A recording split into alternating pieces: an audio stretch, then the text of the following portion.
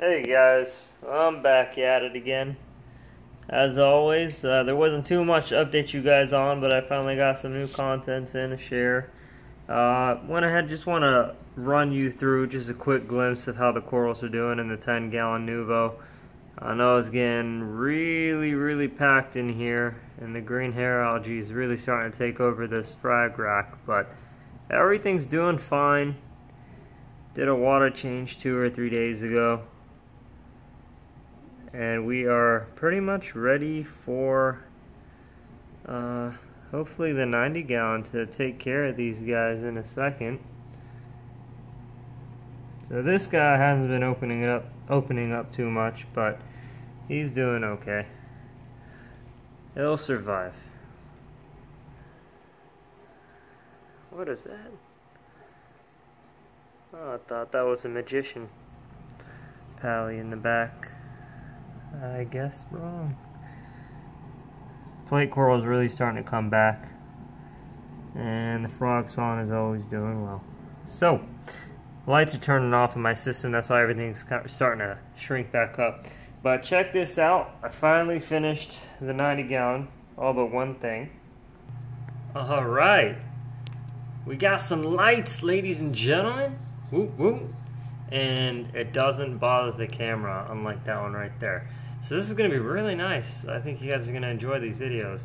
So let me run you through what I did. For those who tuned in last time, I actually lost my clownfish that I've had in my 10-gallon for about 3 years. When I tried to cycle them too early in my 90-gallon, they just didn't handle the water change, and they died within like a week and a half, unfortunately. But why not? I got some new fish. Let me walk you all through them. So I'm going to zoom in from far away here so they don't swim off, because it's still a little camera shy. But first I got the firefish goby here. Got 2 clowns. Where are they at? Come on out. There we go. And a royal grandma. So after doing some research, let's see if I can get in on these guys as I talk here. Give me a second. So as I was doing research on angelfish for the aquarium, specifically the fire and the coral beauty, I failed to realize they were not very coral friendly, which is why I chose not to go with them, and I went for the more reef safe fish, as you see here. This isn't all I'm going to be adding to the tank for livestock. I just wanted to give a chance for these guys to really get their space sorted out. So far the goby really likes sticking on the left hand tank right in the center of the screen in the corner, and the royal grandma makes home under, I call this the Lion King rock, down in that hole. So they both found their places and they're having a good time. So with that said, the only thing I have not done, and I think I remember showing you guys this ages ago, is install the return nozzle to the return line. It's still just hot glued up there. But let's go ahead and talk about this lighting, because I am very impressed. Okay, first and foremost, this is my first heavy-duty LED lighting outside of the HD Prime, so I don't have a lot of experience for comparison outside of the T lights my friend Ron uses in his tank. But these 2 boxes, I went and got individually 2 165 watt, I think it was, Vipar Spectra lights. I haven't seen the black models anymore. These are like kind of gunmetal gray, and they look gorgeous. So if you notice, it's a bit off-centered on my tank. We got the left one's fine, but the right one's kind of hugging left, only because there was no stud in the wall more centered than that, and I'm just working with what I got. So I could either, you know, move the tank to the left a bit, which I'm not going to bother, because really the Lion King rock is going to cause shadow in the tank anyway, so I'll just leave it alone. But yeah, so these things came packaged really nice in a box with styrofoam, and this was not going anywhere. So I'm gonna do a review hopefully in the future about Vipar Spectra and whether or not I'm happy or not happy. But so far I'm happy, which is good. Very sturdy.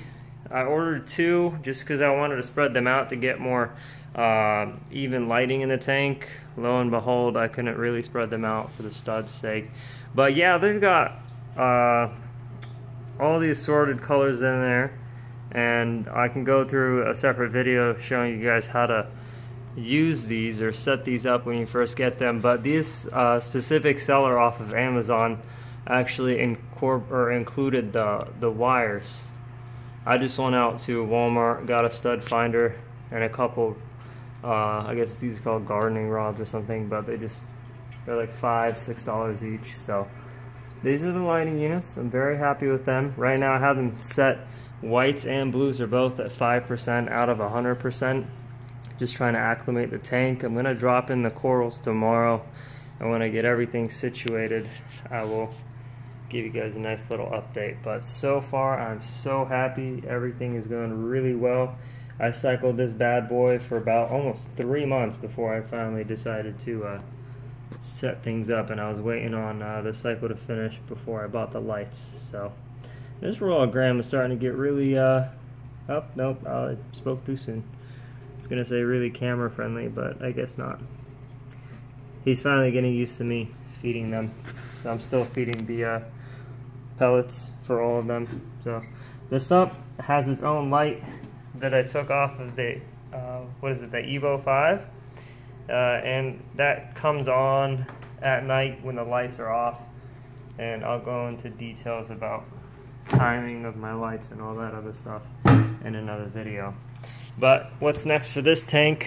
The only circulation pump I'm running, besides the joke of a return, which is literally nothing, is the, what is this called again? The Jabo Eco propeller pump. It's the model PP4. Okay, but this is a controller for that. It's a wave maker, and 2 remotes, 1 for each of the lights, and 2 power strips because that's what it takes. Alright guys, so thanks for tuning in.